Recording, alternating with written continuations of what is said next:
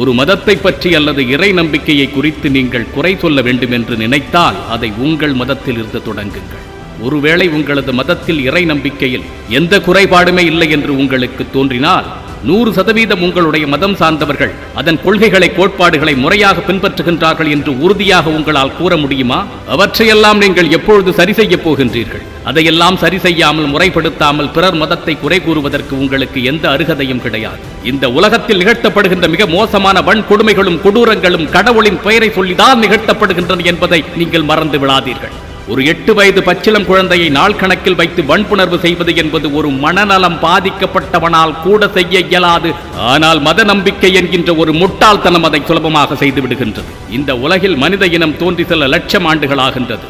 ஆனால் மத கோட்பாடுகளும் இறை வழிபாடும் தோன்றி சில ஆயிரம் ஆண்டுகள் தான் ஆகின்றது. அது ஏன் என்பதற்கு முதலில் விடை தேடுங்கள். எவ்வளவோ அற்புதமான கருத்துக்கள், மனம் நெகிழ்ந்து போகின்ற சிந்தனைகள் எல்லாம் ஒவ்வொரு மதத்திலும் கொட்டி கிடக்கின்றன. உங்கள் மதத்தை வழிநடத்திய முன்னோர்கள் எல்லாம் எப்படி மனித புனிதர்களாக இந்த உலகத்தில் வாழ்ந்து காட்டி இருக்கின்றார்கள் என்பதை உங்கள் மக்களிடம் எடுத்து சொல்வதற்கே உங்களுக்கு ஆயுள் போதாது. அவற்றையெல்லாம் இந்த சமூகத்தில் விதைத்து அமைதியான ஒரு சமூகமாக இது உருவாவதற்கு உங்களுடைய பங்களிப்பை வழங்குங்கள். அதையெல்லாம் விடுத்துவிட்டு கேவலமான வெறுப்பு அரசியல் செய்பவர்களை போன்று எதற்கு வெறுப்பு சிந்தனைகளை தூண்டுகின்றீர்கள்? கடவுளின் பெயரை சொல்லி நீங்கள் பிழைப்பு நடத்த வேண்டும் என்பதற்காகவா?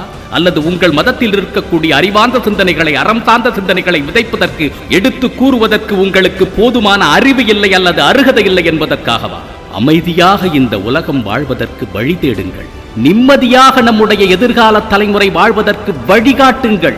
பிறர் மதத்தை குறை கூறிதான் உங்கள் மதத்தை வளர்க்க வேண்டுமா? பிறர் குறைகளை சுட்டிக்காட்டுவதன் மூலமாக மட்டும்தான் உங்களை நீங்கள் உயர்ந்தவர்களாக காட்டிக்கொள்ள முடியுமா?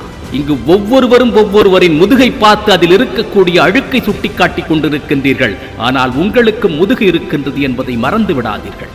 உங்கள் சமூகத்தில் முதிர்கண்ணிகளாகி திருமணம் செய்து கொள்ள இயலாமல் தவித்துக் கொண்டிருக்கின்ற பெண்கள் இருக்கின்றார்கள். அவர்களுக்கு நீங்கள் என்ன செய்ய யோசித்திருக்கின்றீர்கள்? உங்கள் ஒவ்வொருவரின் சமூகத்திலும் இன்றளவும் பள்ளிக்கு செல்ல முடியாமல் தவித்துக் கொண்டிருக்கின்ற பிள்ளைகள் இருக்கின்றார்கள். அவர்களுக்கு நீங்கள் என்ன செய்ய போகின்றீர்கள்? உங்கள் ஒவ்வொரு சமூகத்திலும் மது, போதை, கஞ்சா என்று சீரழிந்து கொண்டிருக்கின்றது உங்களது இளைய சமுதாயம். அவற்றையெல்லாம் நீங்கள் எப்படி சரி செய்யவிருக்கின்றீர்கள்? இவைகளையெல்லாம் மாற்றுவதற்கு ஏதேனும் முயற்சி செய்யுங்கள்.